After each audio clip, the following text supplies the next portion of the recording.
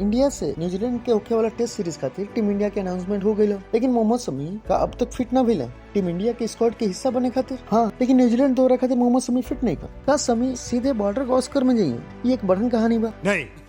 Yes Dayal के team India में मौका नहीं मिला। कुछ दिन पहले कहल जात रहे कि एगो लेफ्ट आर्म पेसर रखल जाए, अर्शदीप सिंह हो सकत बाड़ा, यश दयाल हो सकत बाड़ा, लेकिन दोनों जानी टीम के हिस्सा नहीं थे। टीम इंडिया आकाशदीप के साथ जाए, जो एक बड़ी बात बा। आकाशदीप टीम इंडिया के सिराज और बुमराह के साथ लीड करिए।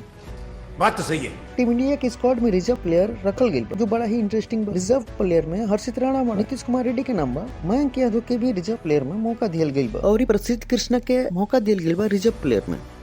अरे हाँ भाई हाँ। देखिए, बात फ्यूचर के बाद टीम इंडिया रिजर्व प्लेयर सब के ऊपर इन्वेस्ट करल चाहती है, काहे कि हर्षित राणा पे भरोसा मैनेजमेंट करल चाहती है। नीतीश रेड्डी बेहतरीन ऑलराउंडर बन सकत बना, काहे कि हार्दिक पांड्या टेस्ट क्रिकेट नहीं खेलेला और टीम के एक तेज गेंदबाज चाहिए जो अच्छा बैटिंग करत होके। नीतीश रेड्डी के ऊपर भरोसा कल जाता। प्रसिद्ध कृष्णा हालांकि टीम इंडिया के पहले हिस्सा रहला, फिर मौका मिलल बा। ये बड़ी अच्छी बात कही आप।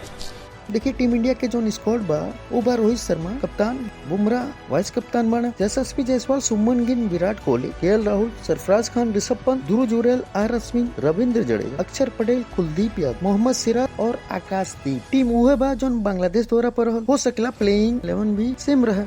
आप सबके का लगे कमेंट करके बताइए। क्रिकेट खबर पर ऐसे ही मजेदार गॉसिप खातिर लाइक सब्सक्राइब जरूर कर दें।